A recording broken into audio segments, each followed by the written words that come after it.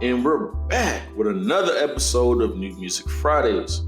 Today we're talking about Nas King's Disease 2. If you're fans of Behind the Music, you know we were big fans of the first one. So it was very surprising to see another one was in the working.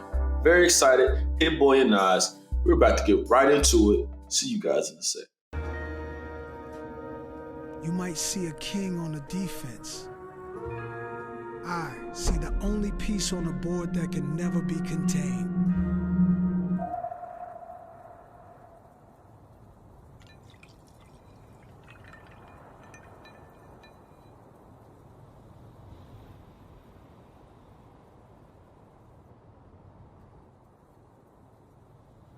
Yo.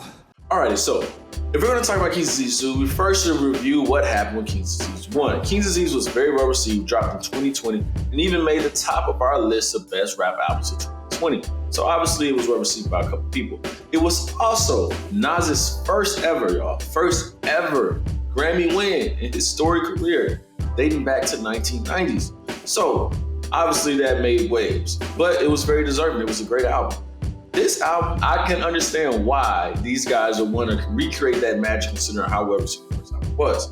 But it was still kind of a surprise. One of the main things that Nas has been criticized for in his discography is we don't like his beats. So him getting together with Hit Boy again after the magic they created on King's Disease 1 is no surprise. So let's get into it and let's go track by track what I liked about each track and then some insight and some facts about each track you guys may not have known versus yourself. First track, The Pressure. Now, this is a great intro track, and honestly, one of the better intro tracks I've heard from Nas in a minute. Now, I did like the intro track from the first one. Don't get me wrong, but this one is more on some like, I'm gonna talk my shit. And I knew he was going for that vibe because the beat was menacing, but also he had a line in there that if you are some hip hop heads and you're familiar with Ether, you would have recognized. He said, God songs across the belly. Now, I appreciate him saying that, but I can't lie. Every time he said it, I wanted to finish the lyrics. I proved we lost already. So you guys may not know if you don't know, but that's from the Ether, the diss track to Jay-Z. So I think Nas was not necessarily using that to bring that back up, but more so just to show and remind people, yo, I'm that same dude from back then. Like, I'm really about this rap shit. And it's really some pressure, no pun intended. So first track, Already a Win. Next track, Death Row East. Now this track was very interesting. To me, this track was like really him marrying that old and the new school, which he's been doing in these last two albums, and really dating back to the Kanye album as well. That new school production with Hit Boy, but he's really referencing the golden era of hip hop with a bunch of different things. He's referencing Death Row, he's referencing Suge Knight, he's even referenced Stretch and Tupac. So I think Stretch is one of Tupac's homies, so I think he wanted to clear the air on that in defense of him, which was very interesting. And he also mentions in that track that he wanted to squash the beef with Tupac for the East and the West. And right before he got the opportunity is when Tupac was pronounced dead. And he even has a clip at the end from a concert announcing that death. Now, you can even see that clip itself on YouTube. So it's very crazy, but it was really fitting for him to put that at the end of that track. Anyway, 40 side of the next song. Love this flow energy. This is really Nas rapping a bit faster than I think I'm used to him rapping. I haven't heard him really rap this fast since Life is Good, Nas. And he was rapping on that too. But he had a line on here that really stuck out to me considering King's Disease being his first Grammy when he said, they finally gave Nas a Grammy. Just run me the gold that wasn't a gold. And that's a dope ass flex and a dope ass bar because when you think about it, if you've been rapping this long, 10 plus albums, and you ain't never got a Grammy win, you probably not even tripping on it no more after that. Like, you really just releasing music to release it. But it's still good to get that acknowledgement, you know what I'm saying? But we already discussed the Grammys. I don't feel like the Grammys should be the end all be all on an artist getting their flowers. But for those who are tenured, it doesn't hurt. Definitely. Anyway, the next track was also a very interesting track to me, EPMD2. So a lot of people may not know what that is even referencing or the fact that there's even the first one to this particular song. So I'll explain that to you. So for EPMD, first off, that's in reference to an old school hip hop duo. EPMD stands for Eric and Parrish Making Dollars. They had a lot of albums back in the day referencing business in the title. So when Nas says Back to Business, it's actually referencing an EPMD album called Back to Business that dropped in 1997. So interesting stuff. EPMD 1 actually dropped on the Judas and Black Messiah soundtrack. So that's probably why you may have not seen that if you didn't hear that soundtrack. And it wasn't on King's Disease 1. But it very much well could have been because it was also produced by Hit Boy. So they must have just gave that one to that soundtrack because they didn't want it on the album. Either way, this is a sequel to it, and the sequel does not disappoint. It also features the actual hip-hop duo EPMD, and it also features Eminem. Nas and Eminem are both legends to me, so this feels long overdue to actually get a collaboration. So That's very exciting to me. EPMD were trading bars. I'm not super familiar with their music, but that's really cool to have a song named by someone and actually feature the actual artist it's inspired by.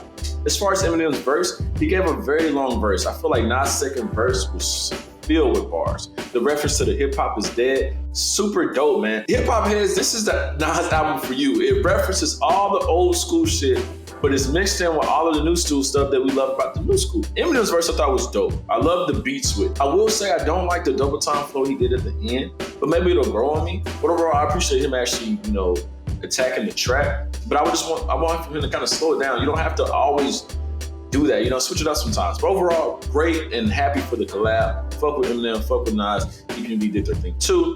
On to the next track, Rare. Yeah, this is when it really hit me like, yo, this might actually get better than King's Disease 1. This is actually one of the singles he released off the album. He actually did a video for it. I love the vibe, I love the aesthetic here. Really dope. I love the beat, how he's complimenting the beat. I love what he's saying. Just a really solid track, man. There's not too much to say about it. It's just really good music, man. YKTV. Love this track. I love the collab. Now, this is a banger. This is one of the bangers, more of like something you really thump your head to, play for some youngest or some people who may not be too familiar with Nas to introduce them. This banger reminds me of Spicy off of King's Disease 1, where he had a video for him and ASAP Ferg. He got the two youngest on here and he's rapping with them and it's produced by Hit Boy. So very similar. And I feel like Nas is really showing how effortlessly it is for him to rap similar to the new cats. And he's assisted by YG and Hoodie. Now, I feel like YG actually snapped. All right, then Store Run. Nice flexing on a soulful beat, standing next to rookies and they still looking older than me. That's a flex, bro. That's a flex. Nas is one of those older cats, who really proves black don't crack, like for real. Like Nas and Pharrell, they've been doing the thing, man. But I also appreciate he gave some RIPs out to DMX and Biz Markie, some of the guys that came up when he came up, man. That's gotta be crazy. You see your peers dying. So shout out to that song.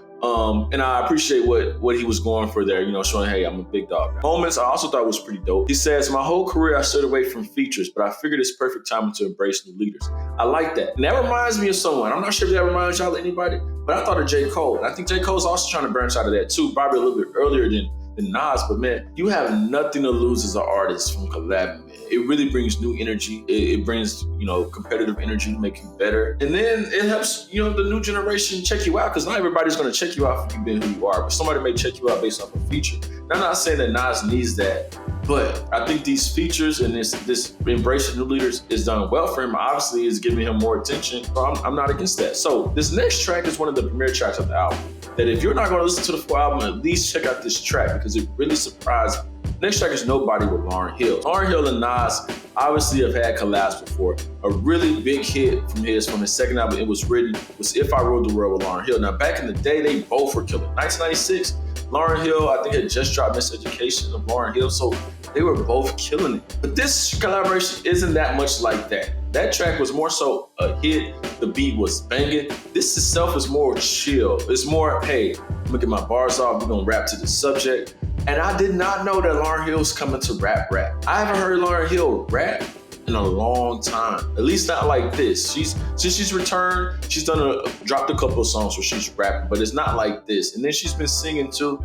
But this feels like a return to form. It feels like that same wisdom, that low-key preaching that she normally does, but it's really her flexing. She said something that really caught my ear. She said, I'm out here saving souls and y'all complaining about my lateness. Like, there's been a running joke on the internet about Lauryn Hill always being late to her shows. So her acknowledging that and then flexing with it too was really dope. But overall, great track. I have to give that to Lauryn Hill. Nas, I respect you, but Lauryn Hill ate you on that, man. It was really good hearing her come back. Next track, and then I think the next two tracks to me shows Nas really appreciating his bachelor lifestyle. Nas really ushered in grown men rap where life is good, but these next tracks really show, although he's grown and he's mature, he really out here enjoying his life like one of the young cats, man. No phony love. Songs like this showcase, what his dating life is like right now. So one of the differences between Jay-Z and Nas, Jay-Z been married and gonna be married. Nas has had a few marriages here and there, some unsuccessful, but he's still a bachelor in a sense. This whole new win he's got with his career and his music and his style, it showcases in some of his other aspects of his life too. So him talking about all the different people he's dating is really interesting. But I love the track itself. I love the collaboration. I love the chorus. Talking about getting drunk and eating Pedialyte the next day. That sounds like me, man. I don't know. But that was very relatable. Next track, Brunch on Sundays. Another track that I feel like Nas made just for me, man. I love me some Brunch, bro. Brunch is where it's at. So hearing Brunch after from Nas, didn't quite expect that. It was not in my 2020 wild card. Great track. Love the vibe. And really, brunching is where it's at. If y'all ain't brunching this summer, what the hell are you doing with your life, bro? Come on, man. Nas gotta tell you, 40-year-old Nas gotta tell you that you need to be brunching? Come on, man. Next track, count me in. Not a bad track. I don't really have much to say about it. It's not bad. It's just not as good as the other tracks to me, but I thought it was really dope. Composure, another great track to me. Hit Boy has never really been a major rapper, but Hit Boy has some points where he raps. He even has whole projects where he's rapping on his own beats. So a lot of people, when it comes to producer/rappers, normally they're better in one or the other. Everybody can't beat Kanye West, you know what I'm saying, or J. Cole or Big Crit when it comes to producer rappers. But I appreciate what he did bring to it. You know, he didn't really have no crazy bars, but I really like what he said. I really like what he said and how he set up Nas. And so it only makes sense with this being a sequel to a Grammy-winning album that he produced solo that he gets some vocals off on it, man. So I really love the ending clip too. The ending clip of the song, really dope stuff, man. All right, so we're getting closer towards the end of the album. Last two tracks, My Bible. Nas states we live in biblical times. Definitely agreeable when you see something crap that's been happening, man. But I like the layout of the song, you know, with each portion dedicated to gender. You got a portion dedicated to the male and a portion dedicated to the woman. And then he layers in, you know, his personal thoughts and all the references and literature he's read, but also he includes some of the clips from the actual Bible, which I thought was interesting. So a very layered track from Nas. And Nas has been one of the greatest storytellers in hip hop. I respect what he was attempting to do there. It's pretty dope. Nas is good as the final track. Really short outro, not really much to say there. But overall, really solid close to the album. Honestly, y'all, as I close with the album, I knew like maybe a third through the album that, yo, this was special. Like Nas really topped himself on King's Disease 1, at least as it concerns me. I see a lot of people saying it as well. So as an overall summary of the album, I feel like it's some of his best bars. I feel like bars-wise, definitely better than King's Disease 1. Easily. Like he really showed himself up from that first project. I haven't felt him rap this rap since Life is Good. And he was really rapping on Life is Good. He seems more focused. And like on tracks 5, he says he's in rare form, man. He's really getting these bars off. He got some great features on his album, really brought out the legends, Eminem and Lauryn Hill. And I think if King's Disease 1 was the start of a new era for Nas, this was like a victory lap. This was like, hey, you thought that was lightning striking? Let me show you can strike twice, because this was definitely a flex of an album. And then if it's a Nas album, we have to give our flowers to Hit Boy, because this is very much just as much as it is a Nas album, a Hit Boy album, because the production is the most instrumental thing to this album. Yes, I feel like basically Hit Boy provided a very, very great canvas to Nas to get his pain off, his bars off. Nas has dropped plenty of albums, man. But the reason why these last 2 albums feel so great and so special is because Hit Boy has done his thing on this stuff too. Very diverse production. Same producer on every track, but he's giving you different moments. Really love it. His versatility shines through this, and Nas has actually shined as well with his own versatility. So it was an amazing album. These last 2 albums we review, Zay Rashad and this, really showcasing that even though it's getting later into the year, we can still get some real big gems. So we'll see what the rest of 2021 holds. Let's see if Nas gets another Grammy win with this. If you guys disagree with my review or you have some other things you want to comment on, feel free to leave it in the comments, the YouTube page, or any of our social medias to follow. Let me know what you think in the comments. And this is CZ signing out.